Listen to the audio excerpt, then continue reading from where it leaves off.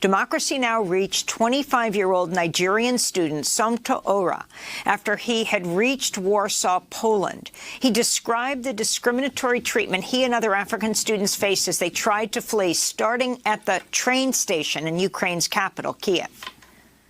The first discrimination started in Kiev, which is the capital, at the train station.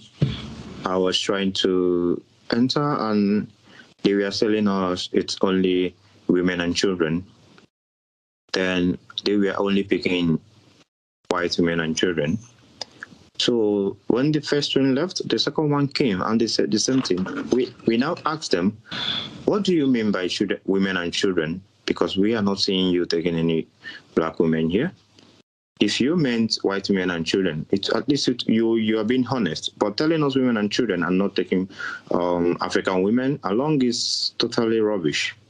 So we started shouting and started telling them, nobody is going to live here if they don't stick to their words.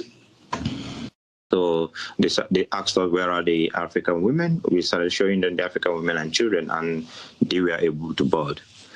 So another train that is going to Poland came in. I jumped in with other two Africans. I was in the cabin, and they called police on us. The police came and told us to get out of the train. They dragged us out and told us this train going to Poland is specifically for Ukrainians only. So we have to wait for another train that was in the night. That train came in. They told us the train is not going to Lviv, which is the city that has border with Poland.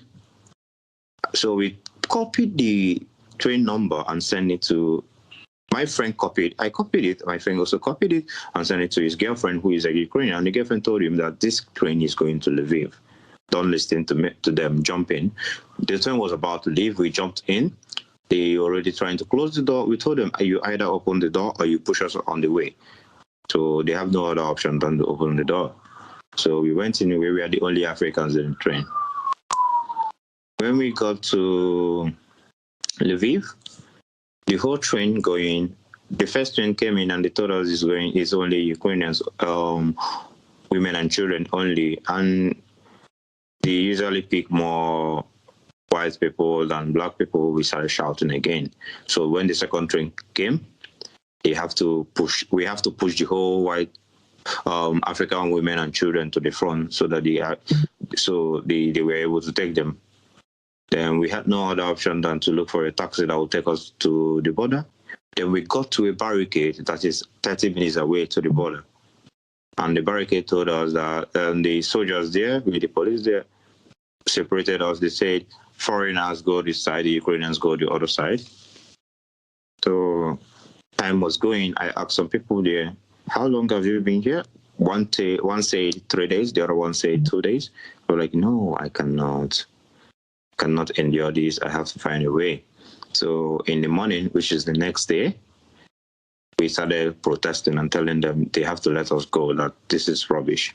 They're taking like 100 Ukrainians and then taking like 2 Africans. It doesn't make sense because there are more Africans there than Ukrainians at the border. So we started pushing, and the police cocked their guns and pointed us gun and told us that they're going to shoot us.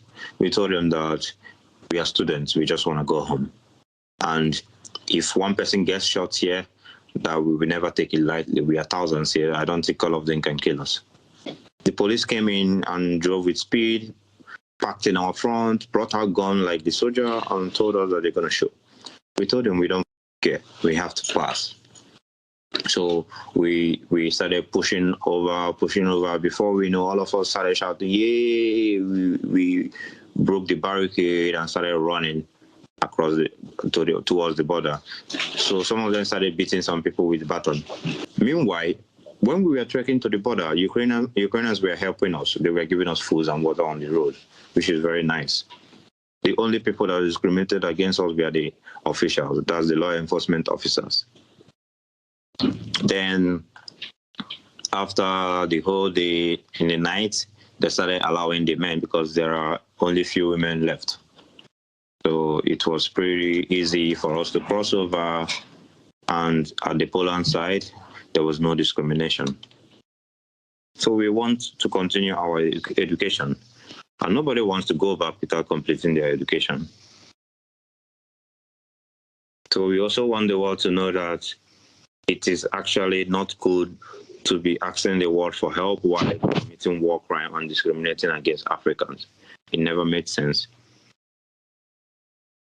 I was expecting people at war to be more compassionate.